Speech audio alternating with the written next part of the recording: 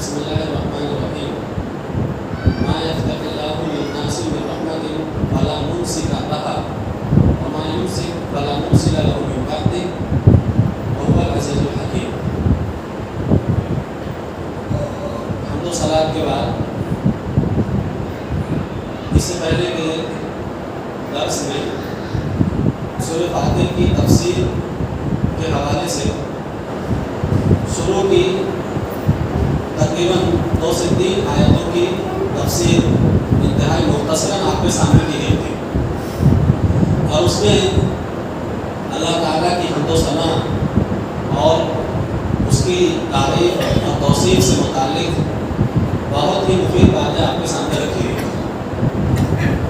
اللہ تعالیٰ نے اس سورہ کریمہ میں آگے ارشاد فرمایا ما یفتح اللہ للناس من رحمت فلا ممسک لہا، اگر اللہ تعالیٰ لوگوں کے لیے اپنی رحمت کے دروازوں کو کھولنا چاہے فلا ممسک لہا، اس کو بھی روک نہیں سکتا، وما یمسک فلا مرسل لہ من بعدہ، اور جس کے لیے اپنی رحمت کو وہ روک دے تو اس کے لیے کوئی اس کی رحمت کو کھولنے والا نہیں ہے۔ وهو العزیز الحکیم، وہ غالب ہے اور حکمت والا ہے۔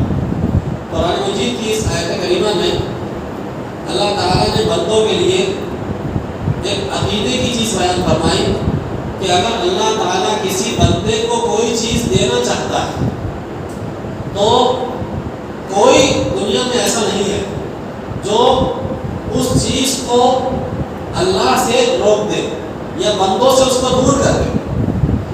اور اگر اللہ تعالیٰ کسی بندے کو کوئی چیز نہ دینا چاہے، اولاد نہ دینا چاہے، رزق نہ دینا چاہے، برکت نہ دینا چاہے، بیماری سے شفا نہ دینا چاہے، تو کوئی بھی شخص چاہے وہ کتنے بھی بلند مقام اور مرتبے پر فائز ہو جائے، وہ اللہ کی اس روکی ہوئی رحمت کو جاری نہیں کر سکتا۔ اس سے یہ عقیدہ معلوم ہوا کہ ہر طرح کا نفع حاصل کرنے کے لیے بندے کو اللہ کی طرف رجوع کرنا چاہیے، اور ہر طرح کے نقصان سے بچنے کے لیے بندے کو اللہ ہی سے نقصان سے بچاؤ طلب کرنا چاہیے۔ نبی کریم صلی اللہ علیہ وسلم اللہ تبارک و تعالیٰ نے قرآن مجید میں ایک دوسرے مقام پر فرمایا وَإِن يَمْسَسْكَ اللَّهُ بِضُرٍّ فَلَا كَاشِفَ لَهُ إِلَّا هُوَ، اگر اللہ تعالیٰ تم کو کوئی ضرر نقصان پہنچانا چاہے تو اس کے سوا کوئی اس نقصان کو دور نہیں کر سکتا، اور وَإِن يُرِدْكَ بِخَيْرٍ فَلَا رَادَّ لِفَضْلِهِ، اور اگر اللہ تعالیٰ کوئی خیر کا ارادہ کر لے، خیر پہنچانے کا ارادہ کر لے، فَلَا رَادَّ لِفَضْلِهِ، تو تیرے رب کے فضل کو کوئی رد کرنے والا نہیں۔ قرآن مجید میں خود عیسیٰ علیہ السلام کے بارے میں، ان کی والدہ کے بارے میں، کہ اگر اللہ تعالیٰ ان کو ہلاک کرنا چاہے تو کیا وہ معبودان باطلہ جن کو لوگوں نے اللہ کے علاوہ گڑھ رکھا ہے، کیا وہ ان کو بچا لیں گے ہلاک ہونے سے؟ نہیں بچا سکتے۔ تو ہر طرح کا ضرر سے بچنا اور ہر طرح کے نفع کو حاصل کرنے کے لیے بندے کو اللہ تعالیٰ کی طرف رجوع کرنا چاہیے۔ یہ نبی کریم صلی اللہ علیہ وسلم کی اس دعا کے مانند ہے جس سے بیان کیا گیا کہ اللہم لا مانع لما اعطیت ولا معطی لما منعت ولا ينفع ذا الجد منک الجد۔ جو ہم فرض نماز کے بعد سلام پھیرنے کے بعد دعا کرتے ہیں کہ اے اللہ جس سے تو عطا کر دے اسے میں روکنے والا نہیں، جس سے تو روک لے اور اس کو کوئی دینے والا نہیں ہے۔ یہ عقیدے کی باتیں، دعائیں بنیادی طور پر مسلمانوں کو ان کا عقیدہ سکھاتی ہیں کہ حقیقت میں نفع اور نقصان پہنچانے والی ذات صرف اللہ کی۔ آگے اللہ تبارک و تعالیٰ نے قرآن مجید کی سورۃ کریمہ میں ارشاد فرمایا یا ایھا الناس ھل من خالق یا ایھا الناس اذکروا نعمت اللہ علیکم، اے دنیا کے تمام لوگوں تم اس نعمت کو یاد کرو جو تم پر ہے۔ ھل من خالق غیر اللہ یرزقکم من السماء والارض، کیا اللہ کے علاوہ کوئی اور ہے جو آسمان اور زمین سے تم کو رزق دیتا ہے؟ یہاں پر رک کر کے ہمیں مشرکین مکہ جو اس کے اولین مخاطب تھے ان کا طریقہ سمجھنا ضروری ہے۔ وہ کیا سمجھتے تھے کہ اللہ تعالیٰ نے ہم کو کثرت مال سے اور کثرت اولاد سے نوازا ہے. وقالوا نحن اکثر اموال و اولاد، کہ وہ کہتے تھے کہ نحن اکثر اموال و اولاد، ہمارے پاس اولاد کی اور مال کی کثرت ہے. وما نحن بمعذبین، ہم عذاب دیے جانے والوں میں سے نہیں ہیں. مطلب ان کا یہ تھا کہ اگر ہم کو اللہ تعالیٰ عذاب دیتا اپنے گناہوں کی پاداش میں تو ہمارے اوپر مال اور اولاد کی کثرت کیوں ہوتی؟ مال اور اولاد کی کثرت ہمارے اوپر کیوں ہوتی اگر ہم عذاب دینے والے میں سے ہوتے؟ اللہ کے یہ فارمولہ نہیں تھا. اس لیے کہ مال اور اولاد کی کثرت کو قرآن اور حدیث میں اللہ تعالیٰ نے فتنہ اور آزمائش قرار دیا. لیکن اس سلسلے میں اہل ایمان کا اور اہل شرک کا طریقہ ہمیشہ الگ رہا ہے. اہل شرک کا طریقہ بتایا گیا کہ وہ اپنے مال اور اپنی اولاد کی کثرت کی بنیاد پر وہ فخر کرتے ہیں اور اپنے جرم میں اپنے گناہ میں آگے بڑھتے چلے جاتے ہیں. اور وہ یہ اعتقاد رکھتے ہیں کہ اگر اللہ تعالیٰ ہم سے ناراض ہوگا تو ہم کو یہ چیزیں نہیں دیتا، وہ ہم سے خوش ہے لہٰذا ہمیں نعمتوں سے نواز رہا ہے. حالانکہ ایسا نہیں ہوتا. اگر اللہ تعالیٰ کسی بندے کو کوئی نعمت سے نواز رہا ہے اور مسلسل گناہ میں مبتلا ہے اس کا مطلب یہ ہوتا ہے کہ اللہ تعالیٰ اس کو دے دے رہا ہے. اس کے بعد وہ پکڑ کرے گا اس کی. قرآن مجید کے اندر اللہ تعالیٰ نے موسیٰ علیہ السلام اور قارون کا واقعہ ذکر کرتے ہوئے فرمایا کہ موسیٰ علیہ السلام نے قارون سے یہ بات کہی کہ اللہ نے تم کو نعمت سے نوازا ہے، تمہارے ساتھ احسان کیا ہے، دولت سے نوازا ہے، تو اپنی مال و دولت کے نشے پہ لوگوں پر ظلم نہ کرو، لوگوں کے ساتھ احسان کرو، دولت کے نشے میں اتنا چور نہ ہو جاؤ. اس نے کیا کہا تھا؟ قال انما اوتیتہ علی علم عندی، میرے پاس یہ جو کچھ ہے یہ میرے علم کی وجہ سے، میری کوشش کی وجہ سے ہے. یعنی کہ اس نے اپنے ملے ہوئے رزق پر یا اللہ کی ملی ہوئی نعمت پر اس نے اس کا انتساب اللہ کی طرف نہیں کیا. اس نعمت کا ذکر اس انداز میں نہیں کیا کہ یہ نعمت اللہ تعالیٰ کی نوازش ہے. کیا نتیجہ نکلا؟ اللہ نے قارون کو اس کے خزانوں سمیت زمین میں پھنسا دیا. یہ متکبرین کا جو اللہ کے دین سے اس کی شریعت سے روگردانی کرتے ہیں ان کا ایسا انجام ہوتا ہے کہ اللہ تبارک و تعالیٰ ان کو دنیا کے لیے نشان عبرت بنا دیتا ہے. اس نے یہ کہا تھا کہ یہ میری کوشش کا ذریعہ ہے. ہمارے کتنے لوگ ایسے ہوتے ہیں جو یہ بات کسی نہ کسی ناحیے سے ڈھکے چھپے انداز میں کہتے ہیں اور یہ چیز بندے کو کفر کی جانب لے کر جانے والے ہیں. تو جو نعمت تم پر اللہ کی ہے اس کو یاد کرو. ایک ہے نعمت ذکر، ایک ہے نعمت شکر اور ایک ہے نعمت انتصاب. نعمت ذکر یہ ہے کہ آپ زبان سے اللہ کی نعمت کا اور دل سے اللہ کی نعمت کا ذکر کریں. اور نعمت شکر یہ ہے کہ دل سے تسلیم کرے کہ اللہ تبارک و تعالیٰ نے مجھ کو یہ عطا فرمایا ہے لہٰذا میں دل سے اللہ کا شکر ادا کرتا ہوں اور اپنے اعمال سے بھی اللہ کا شکر ادا کرے کہ اس نعمت کا صحیح استعمال کرے. اور نعمت انتصاب یہ ہے کہ بندہ اس نعمت کا انتصاب صرف اللہ کی طرف کرے کہ جو کچھ نعمت مجھ کو ملی ہے دولت کی شکل میں، علم کی شکل میں، عزت کی شکل میں یا جاؤ منصب کی شکل میں، بادشاہت اور اقتدار کی شکل میں، یہ خالصتاً من جانب اللہ ہے، یہ صرف اور صرف اللہ کی طرف سے ہے. یہ اہل ایمان کا طریقہ ہوتا ہے. رسول اکرم صلی اللہ علیہ وسلم مکہ فتح ہونے کے بعد مکہ میں داخل ہو رہے ہیں. مکہ کی فتح کتنی بڑی فتح تھی؟ تو جب داخل ہو رہے ہیں آپ کا سر جھکا ہوا ہے اور آپ صلی اللہ علیہ وسلم کیا پڑھ رہے ہیں؟ الحمدللہ الذی صدق وعدہ. اس تمام تعریفیں اس اللہ تبارک و تعالیٰ کے لیے ہے جس نے اپنا وعدہ سچ کر دکھایا. الحمدللہ الذی نصر عبدہ، تمام قسم کی تعریف اس اللہ کے لیے ہے جس نے اپنے بندے کی مدد فرمائی. وصدق وعدہ، اور اپنا وعدہ سچ کر دکھایا. وہزم الاحزاب وحدہ، اور مشرکین کے لشکر کو اللہ نے اکیلی بھگا دیا.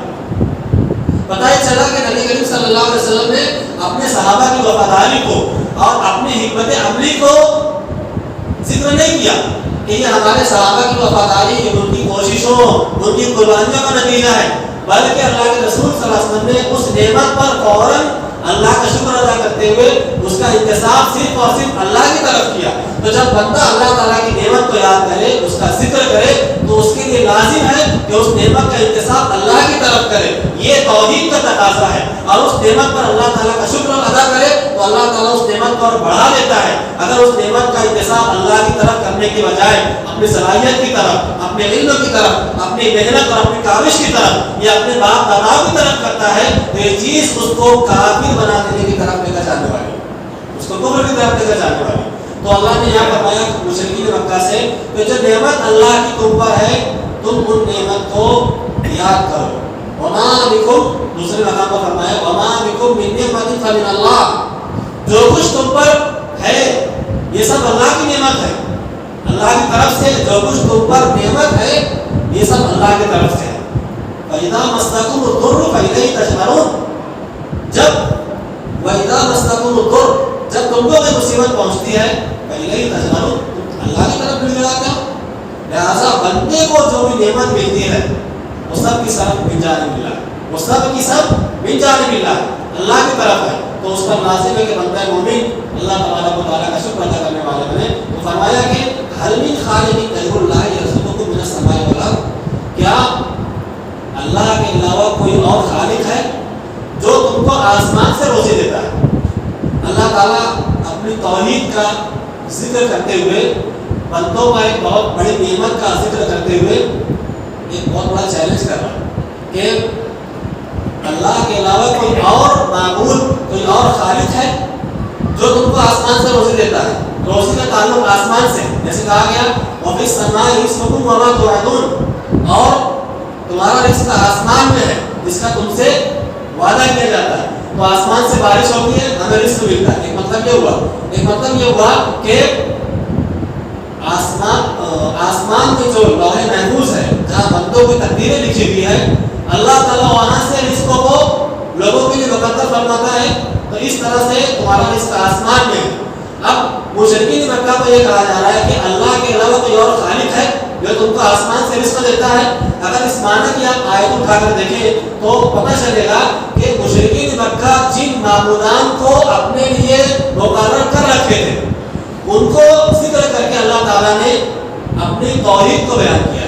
جیسے سورہ فرقان کی تیسری آیت میں کہا گیا وَالَّذِينَ اتَّخَذُوا مِن دُونِهِ آلِهَةً لَا يَخْلُقُونَ شَيْئًا وَهُمْ يُخْلَقُونَ وَلَا يَمْلِكُونَ لِأَنفُسِهِمْ ضَرًّا وَلَا نَفْعًا وَلَا يَمْلِكُونَ مَوْتًا وَلَا حَيَاةً وَلَا نُشُورًا.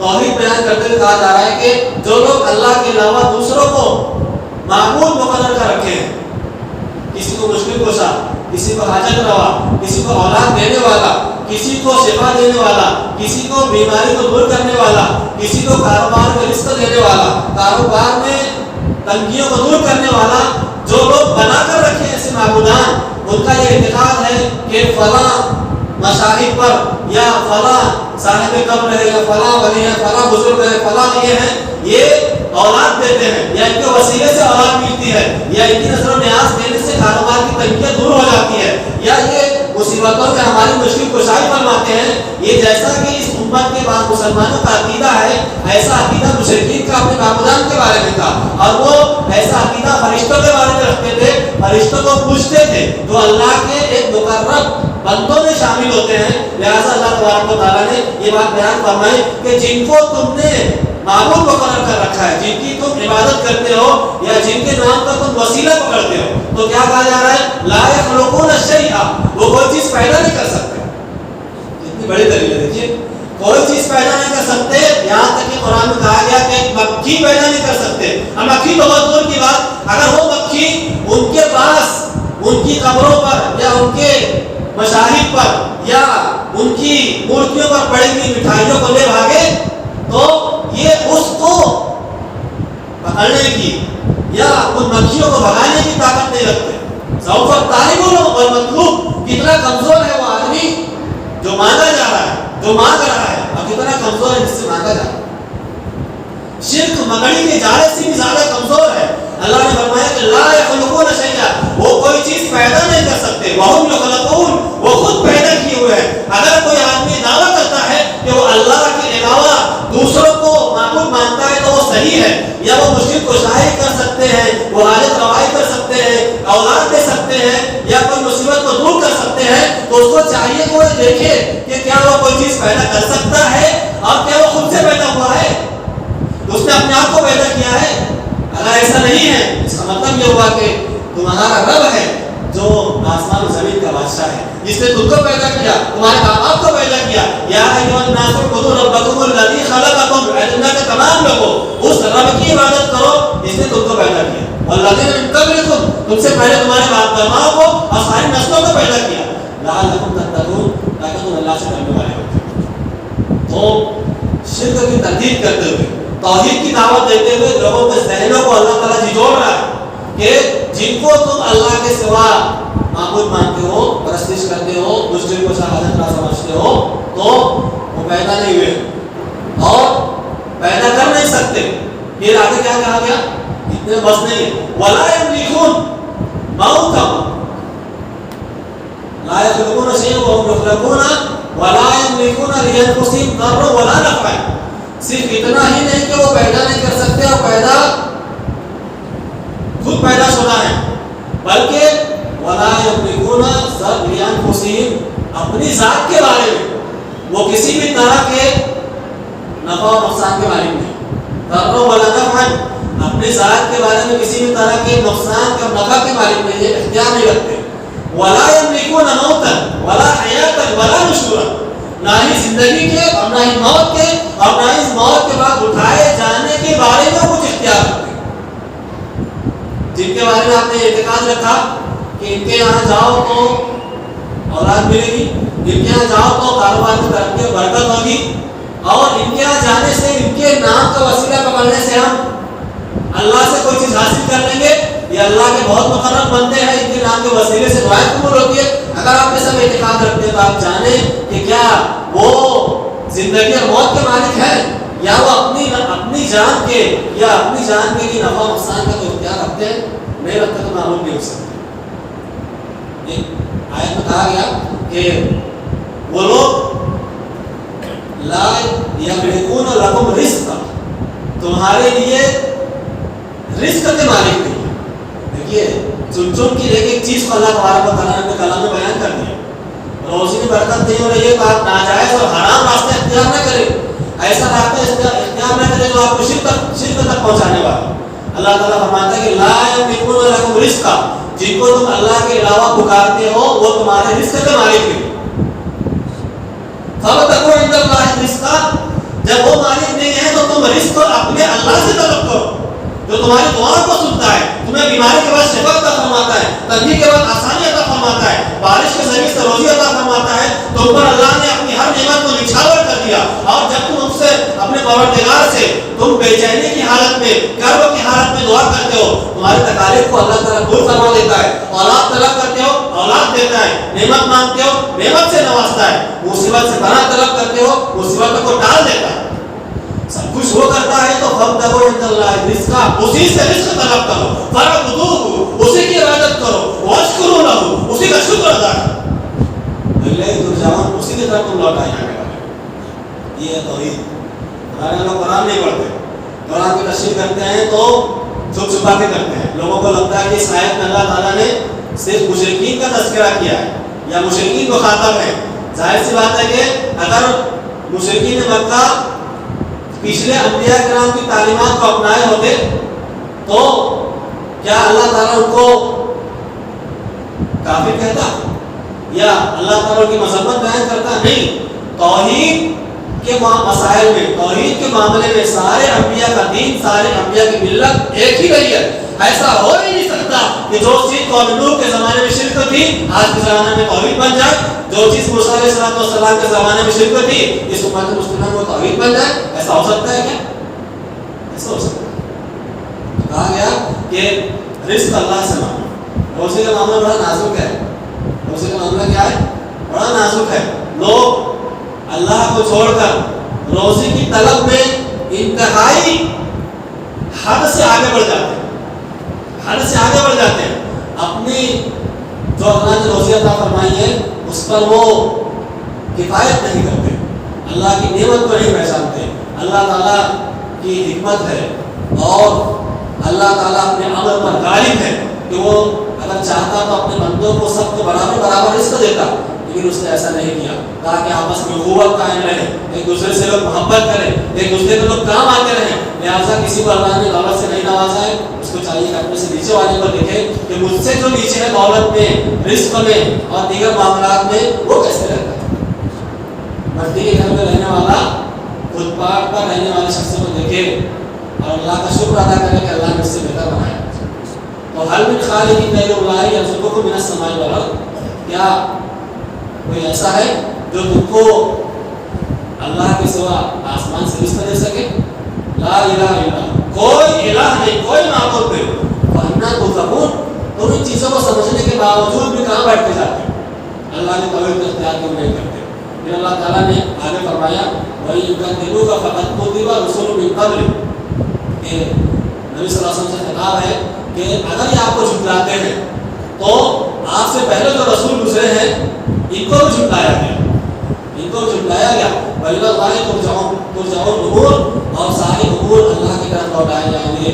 جو لوگ حق کی دعوت کو قبول نہیں کرتے، اللہ کے نبی سے کہا جا رہا ہے کہ آپ صبر کیجئے، استقلال کے ساتھ، ہمت اور حوصلے کے ساتھ اللہ کے پیغام کو لوگوں تک پہنچاتے رہیے۔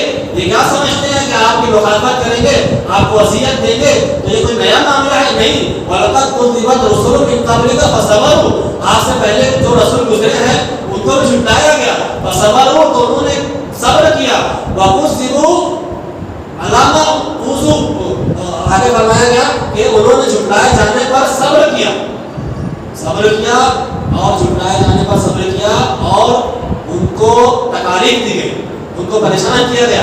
جس طریقے سے انہوں نے صبر کیا آپ بھی صبر کیجئے، سب لوگ اللہ کی طرف لوٹائے جائیں گے۔ یہ اصل میں سارے امور جو اللہ کی طرف لوٹائے جائیں گے یہ تذکرہ ہے کہ اللہ تعالیٰ کا فیصلہ کرنا ہے۔ یہ کیا سمجھتے ہیں؟ دنیا کی زندگی عیش و عشرت سے گزار لیں گے تو اللہ تعالیٰ کے عذاب سے بچ جائیں گے؟ ایسا نہیں ہو سکتا۔ یا ایھا الناس، دنیا کے تمام لوگوں، ان وعد اللہ حق، اللہ تعالیٰ کا وعدہ برحق ہے، قیامت برحق ہے، حشر نشر برحق ہے، جنت برحق ہے، جہنم برحق ہے، حساب و کتاب برحق ہے، تمہاری پکڑ برحق ہے اور تمہاری گرفتاری حق ہے۔ اللہ تبارک و تعالیٰ تمہارے جھٹلائے جانے کی وجہ سے تمہاری پکڑ کرنے والا اس دن قائم ہونا یہ حق ہے۔ فلا تغرنکم الحیات الدنیا، لہٰذا تم کو دنیا کی زندگی دھوکے میں نہ ڈال دے، دنیا کی زندگی دھوکے میں نہ ڈال دے۔ ولا یغرنکم باللہ الغرور، اور نہ ہی تم کو وہ شیطان دھوکے میں ڈال دے اللہ سے۔ اس آیت کریمہ کے جملے پر مجھے کافی تفصیل کے ساتھ گفتگو کرنا تھی، لیکن اختصار کے ساتھ صرف چند ایک گزارشات آپ کے سامنے رکھتا ہوں کہ جو روزی کا معاملہ ہوتا ہے اور دنیا داری کا جو معاملہ ہے، اس میں آج ہم مسلمان پھنس چکے ہیں۔ ہم دنیا داری کی وجہ سے دین کو فراموش کر دیتے ہیں۔ حالانکہ ایسا ہوتا ہے کہ اگر ہم رزق کے لیے اتنی کوشش کریں جتنی کوشش کرنی چاہیے تو رزق ہمارے گھر چل کر آئے، جیسا کہ اللہ کے رسول صلی اللہ علیہ وسلم کا ارشاد ہے کہ رزق بندے کا پیچھا کرتا ہے، بندے کا پیچھا کرتا ہے اور اس کو پا لیتا ہے، ایسے ہی جیسے موت بندے کا پیچھا کرتے ہوئے اس کو پا لیتا ہے۔ کہیں بھی چلا جائے آدمی، ون قلعے میں چلا جائے، سمندر کی تہہ میں چلا جائے، موت سے بچے گا نہیں بچ سکتا۔ ایسے ہی روزی کے لیے کوشش کرے تو اللہ تعالیٰ اس کا رزق اس کے گھر پہنچا دیتا ہے۔ اس کا یہ مطلب نہیں ہے کہ آدمی روزی کے لیے کوشش نہ کرے، جیسا کہ مسلمانوں کا ایک طبقہ ہے، صوفیوں کا طبقہ ہے، وہ مصلے بچھا کے بس اللہ سے مانگتے رہو اور اللہ کے راستے میں نکل جاؤ، ہمیں روزی کی طلب کرنے کی، گھر والوں کے لیے کھانے پینے کا انتظام کرنے کی ضرورت نہیں، سب اللہ دے گا۔ یہ مفہوم غلط ہے، یہ مفہوم ہی غلط ہے۔ صحیح مفہوم یہ ہے کہ آپ رزق کے لیے کوشش کریں، اپنی بیوی کے لیے، بچوں کے لیے انتظام کریں، ورنہ اللہ تعالیٰ آپ سے پوچھے گا اس کے بارے میں کہ آپ کی بیوی تھی، بچے تھے، ماں باپ تھے، ان کے لیے آپ نے انتظام کیا کہ نہیں کیا؟ اللہ کے رسول نے اس لیے فرمایا تھا کہ دیکھو روزی کے لیے اچھا راستہ اور صحیح راستہ اختیار کرو۔ تو رزق کے لیے، روزی کے لیے صحیح راستہ کیا ہے؟ بندہ اللہ کے حق کو پہچانے، رسول کے حق کو پہچانے اور اللہ اور اس کے رسول کے حق کو پہچاننے کے بعد اس کے حق کو ادا کرتا رہے، مال ہے اس میں زکات دے، صدقہ و خیرات کرتا رہے، نماز روزی کی پابندی کرتا رہے، دینداری کے ساتھ دنیا کمائے تو مذمت نہیں ہے۔ اگر دین کو چھوڑ دیا صرف دنیا دار بن گیا تو مذمت۔ کتنے ایسے لوگ ہیں، نمازی کی تعداد کتنی ہمارے یہاں؟ بس چند دستارہ ہیں جو نظر آتے ہیں، باقی سب کہاں گئے؟ سب دنیا کے پیچھے پڑے ہوئے ہیں. یہ دنیا کی زندگی کیا ہے؟ اللہ تعالیٰ کا دھوکے کا سامان ہے. کیسا دھوکا ہے یہ؟ آدمی سب کماتا ہے, اچھا بنگلو بنا لیا, 4 ویل لے لیا اس نے, اور بہت بڑا کاروبار ہے, بیٹے دیکھو تو 4, بیٹیاں دیکھو تو 4, 8 بچے ہو گئے, اور عیش و عشرت کے ساتھ زندگی گزر بسر کر رہا ہے. نتیجہ کیا نکلتا ہے؟ مٹی کے اوپر مٹی کا گھر بنایا اور خوبصورت سی گاڑی خرید لی. یہ اولاد ہے. جب انسان مر جاتا ہے, قبر میں چلا گیا, اب یہ اولاد کام آنے والی نہیں, یہ مال کام آنے والا نہیں, یہ عزت کام آنے والی نہیں, یہ شہرت کام آنے والا نہیں. یوم لا ينفع مال ولا بنون, اس دن قیامت کے دن نہ مال کام آئے گا نہ بیٹے کام آئیں گے. الا من اتى الله بقلب سلیم. کامیاب وہ آدمی ہوگا جو صاف ستھرا توحید کے ساتھ, تقوی کے ساتھ, اچھے اخلاق کے ساتھ, حقوق کی ادائیگی کے ساتھ, اللہ اس کے رسول کی محبت سے بھرا ہوا دل جب وہ اللہ کے جناب میں لے کر جائے گا, وہ کامیاب ہوگا. اس کے پاس اولاد ہے, بیٹے بیٹیاں ہیں, دنیا کی دھن دولت ہے, کاروبار ہے, یہ کامیابی کی ضمانت نہیں ہے. یہ سب کے سب کھڑے ہوں گے, بندہ کہے گا اللہ سب کو جہنم میں ڈال کے مجھ کو جہنم سے بچا. یہ کام آنے والے نہیں. کہاں جا رہے ہیں اس دنیا کے پیچھے؟ کسی شاعر نے کہا کہ دنیا کے اوپر, زمین کے اوپر جتنی بھی چیزیں سب مٹی ہے, سب مٹی لانے والے, مٹی کے لیے محنت کر رہے ہیں, مٹی کے لیے. اور وہ دینداری, وہ نماز, وہ روزہ, وہ تقویٰ شعاری جو بندے کو اللہ کے یہاں کامیابی دلانے والی ہے, بندہ اس سے پیچھے بھاگ رہا ہے. اللہ تبارک و تعالیٰ نے قرآن مجید میں ایک بہت پیاری مثال بیان کی ہے. مثال سنیے. فرماتا ہے سورہ حدید کے اندر آیت نمبر 20 میں, یعلمون انما الحیاۃ الدنیا لعب ولهو وزینۃ وتفاخر بینکم وتکاثر فی الاموال والاولاد کمثل غیث اعجب الکفار نباتہ ثم یہیج فتراه مصفرا ثم یکون حطاما وفی الآخرۃ عذاب شدید ومغفرۃ من اللہ ورضوان وما الحیاۃ الدنیا الا متاع الغرور. اے لوگوں جان لو, یہ لوگوں جان لو, انما الحیاۃ الدنیا لعب ولهو, یہ زندگی کھیل تماشا ہے. کھیل تماشا کا کیا؟ کھیل تماشے کے بعد اتنی آپ محنت کرتے ہیں سب برباد ہے. جو آپ نے اللہ کا خرچ کیا وہی کام آئے, جو آگے بھیج دیا وہی کام آئے. تو دنیا کی زندگی دھوکے کا سامان ہے, لہو لعب ہے, لعب ولہو وزینۃ, اور یہ خوبصورتی ہے. دنیا کی زندگی کیا ہے؟ خوبصورتی ہے, سرسبز و شاداب ہے یہ دنیا. اور وتکاثر بینکم, تم آپس میں جو مال و دولت پر فخر کرتے ہو کہ ہمارے ابا کی اتنی پراپرٹی, ہمارے دادا تو یہ چھوڑ کر گئے تھے, ہمارے پاس تو اتنی گاڑیاں ہیں, ہمارا گھر تو ایسا ہے, اس پہ ہم نے پی او پی کا ایسا کام کرا لیا. کہ دوسروں میں جو تم فخریہ اللہ یہ نعمتوں کو تم بیان کرتے ہو. وتفاخر بینکم وتکاثر فی الاموال والاولاد, اور ایک دوسرے کے بارے میں مال و دولت کے بارے میں ایک دوسرے پر جو تم فخر کرتے ہو, ایک دوسرے کے سامنے مال کی جو کثرت کو تم فخری بیان کرتے ہو, میرے پاس اتنا مال ہے, اتنی اولاد ہے میرے پاس. وتکاثر فی الاموال والاولاد کمثل غیث اعجب الکفار نباتہ. اس کی مثال اس بارش کی ہے جو اس بارش سے ہونے والی پیداوار کی ہے کہ جس کو دیکھ کر کسان خوش ہو جاتا ہے, اور پھر وہ دیکھتے ہی دیکھتے پیلی پڑ جاتی ہے, اور پھر پیلی پڑنے کے بعد وہ چورا چور ہو جاتی ہے. اور کیا ہوتا ہے؟ فتراہ مصفرا ثم یکون حطاما وفی الآخرۃ عذاب شدید, اور آخرت میں شدید ترین عذاب. تو کسان جب فصلوں کو دیکھتا ہے جو لہلاتی ہے, سبز ہوتی ہے, یعنی ہری کلر کی ہوتی ہے بالکل, دیکھ کے کتنا خوش ہو جاتا ہے, کتنا اس سے فائدہ ہوا نا میرے کو. پھر دیکھتے ہی دیکھتے وہ پیلی پڑ جاتی ہے اور وہ چورا ہو جاتی ہے, یعنی فصل ہری بھی اور سوکھ گئی, کسان نے توڑ لیا, اب وہ چورا چور ہو گئی, ختم ہو گیا معاملہ. ایسے ہی انسان دنیا کی چیزوں سے ظاہری اعتبار سے خوش ہو جاتا ہے کہ میرے پاس اتنی چیزیں ہیں, بہت خوش ہے یہ, لیکن جب آخرت قائم ہوگی تو مجرمین کے لیے اللہ تعالیٰ کا شدید ترین عذاب ہوگا.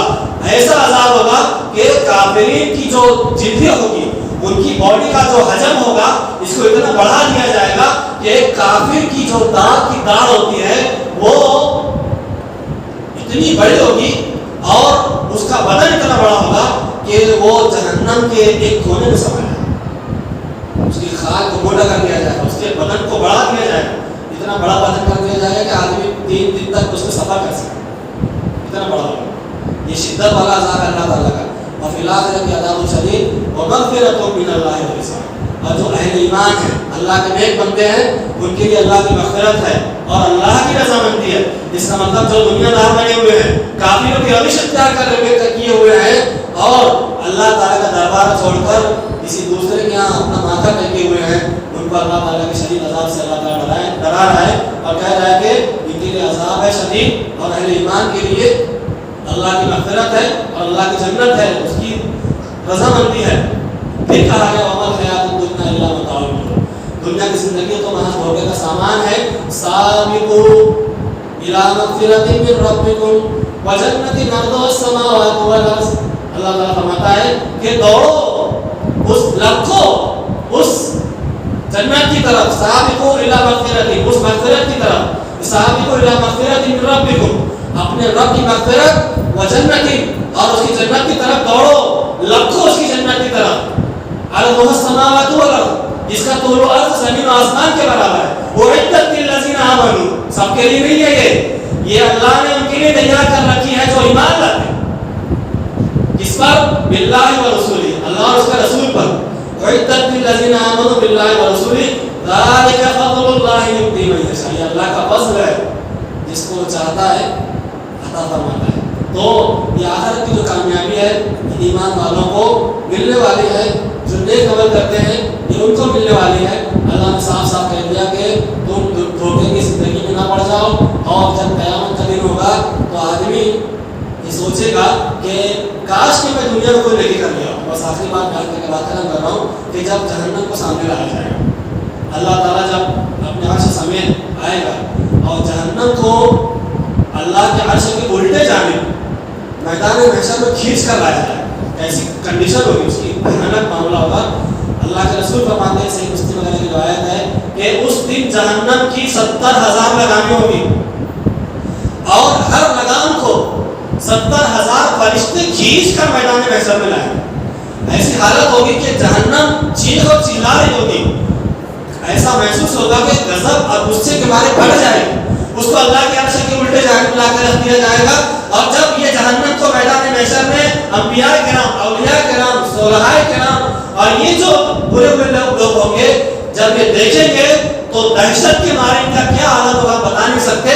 یہاں انبیاء کرام کا یہ حالت ہوگا کہ جب اس جہنم کو سامنے دیکھیں گے اور اللہ تعالیٰ کا غصہ دیکھیں گے تو انبیاء کرام گھٹنا ٹیک دیں گے اور اللہ سے کہیں گے اللہم صلی، اللہم صلی، اے اللہ آج ہم صرف تجھ سے اپنی سلامتی کی دعا کریں۔ وجیء یومئذ بجہنم، اس دن جب جہنم کو سامنے لایا جائے گا، یومئذ یتذکر الانسان، آج نصیحت کی جا رہی سمجھ میں نہیں جا رہا، نماز پڑھو مولوی صاحب کو بیان کرو، دیندار بنو چلتا ہے یار، سود مت لو کیسے اس کے بغیر رہیں گے، جھوٹ مت بولو، یہ مولوی کا کام ہے، روکتے رہتے ہیں۔ ساری دینداری صرف مولوی کے لیے، پردہ کرے گی مولوی صاحب کی عورت، عام عورتوں کے لیے پردہ نہیں۔ ہمارے دیکھیے یہ مزاج بنا ہوا ہے نا، مولوی صاحب پردے میں تخلیق کر دیں تو معاشرے خواتین ناراض ہو جاتی ہیں۔ آج مولوی صاحب کو ہم لوگ ملے وجیء یومئذ بجہنم یومئذ یتذکر الانسان وانى له الذکری، اس دن انسان جب جہنم کو دیکھے گا کہ سامنے آ چکی ہے تو کہے گا کہ اب سمجھ آ گئی میرے کو، جب چڑیا کھیت چگ گئی تب سمجھ میں آ رہا ہے۔ اب انسان کہے گا کہ اب مجھے سمجھ میں آ گیا کہ جو بیان کیا جاتا تھا وہ صحیح تھا، وَأَنَّ لَهُ الذِّكْرَىٰ، اس دن نصیحت حاصل کر کے انسان کو کیا فائدہ ہو۔ یقول یا لیتنی، اس دن انسان کہے گا قدمت لحیاتی، اے کاش کہ اس زندگی کے لیے میں کچھ نیکی کر کے اس کو آگے بھیج دیا ہوگا۔ یومئذ لا یعذب عذابہ احد، اس دن ایسا عذاب جیسا عذاب اللہ دے گا ویسا عذاب کوئی دینے والا نہیں۔ ولا یمسک وثاقہ احد، جیسی پکڑ اللہ کرے گا ویسی پکڑ کرنے والا کوئی نہیں۔ یہ مجرمین کا ہوگا معاملہ۔ یا ایتھا النفس المطمئنہ ارجعی الی ربک راضیۃ مرضیہ فادخلی فی عبادی وادخلی جنتی، اس دن کہا جائے گا اہل ایمان سے جو نماز پڑھتے ہیں، روزہ رکھتے ہیں، اللہ اس کے رسول کی تابعداری کرتے ہیں، حرام سے بچتے ہیں، زنا سے بچتے ہیں اور ہر طرح کی برائی کو ترک کر دیتے ہیں، اللہ تعالیٰ سے کہے گا ان سے کہا جائے گا اے مطمئن روح، اے نفس مطمئنہ، اے اطمینان والی روح، چل یا ایتھا النفس المطمئنہ ارجعی الی ربک، لوٹ جا اپنے پروردگار کی طرف، راضیۃ مرضیہ، اس حالت میں کہ تو بھی راضی ہے، وہ بھی راضی ہے، فادخلی فی عبادی، میرے بندوں میں داخل ہو جا، میرے بندوں میں، وادخلی جنتی، اور میری جنت میں داخل ہو جا۔ تو دنیا کی زندگی کیا ہے؟ یہ دھوکے کا سامان، اور آخرت کیا ہے؟ قرآن مجید میں کہا گیا کہ والآخرۃ خیر وابقیٰ، آخرت بہتر ہے اور آخرت باقی رہنے والی ہے۔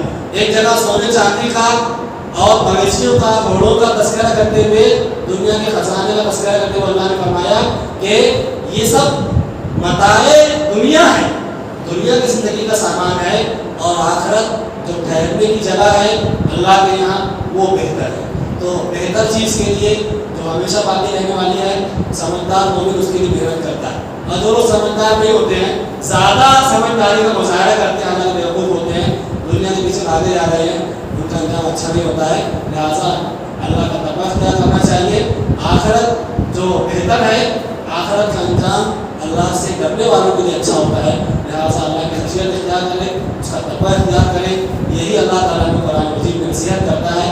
اور ان آیتوں میں جو ہماری یہ درس کی بات تھی، عبرت کی بات تھی، وہ یہی تھی کہ جب اللہ ہمیں رزق دیتا ہے وہی ہمارا معبود برحق ہے، تو ہمیں اسی سے مانگنا چاہیے، اسی کی طرف ہمیں رجوع کرنا چاہیے۔ اللہ کا در چھوڑ کر کسی بندے کے در پہ، کسی نبی، کسی ولی، کسی فرشتہ، کوئی پیر، کوئی پہنچی ہوئی شخصیت، کوئی علامہ اور کوئی بہت بڑے شیخ، ان کے چکر میں کچھ رکھا نہیں ہے۔ نبی کریم صلی اللہ علیہ وسلم قیامت کے دن اپنی بیٹی فاطمہ کو، اپنی بیوی عائشہ کو، اور اپنے بیٹوں کو اور اپنی بیویوں کو نبی صلی اللہ علیہ وسلم نہیں بچا سکیں گے۔ صاف صاف کہیں گے تو دنیا میں کہ عمل کرتے رہنا، اللہ کے وہاں تمہارے کوئی کام نہیں ہوگا، لہٰذا ہمارے میں کوئی کام نہیں آئے گا۔ بیٹوں کے چکر میں، اولاد کے چکر میں، کاروبار کے چکر میں اپنی آخرت برباد نہ کریں، اچھے اخلاق والے بنیں، دیندار انسان بنیں، اللہ اس کے رسول کا حق ادا کرنے والے بنیں، دوسروں کے ساتھ تعاون کرنے والے بنیں، دوسروں کی ضروریات کا خیال کرنے والے بنیں، اور لوگوں کو اللہ کے دین کی طرف بلانے والے بنیں، کہ یہ ہمارے لیے اجر و ثواب کا بہت بہترین ذریعہ ہے، یہ ہمارے لیے ثواب جاریہ کا باعث ہے۔ اللہ سے دعا ہے اور ہمیں کل قبر سے نوازے، آمین۔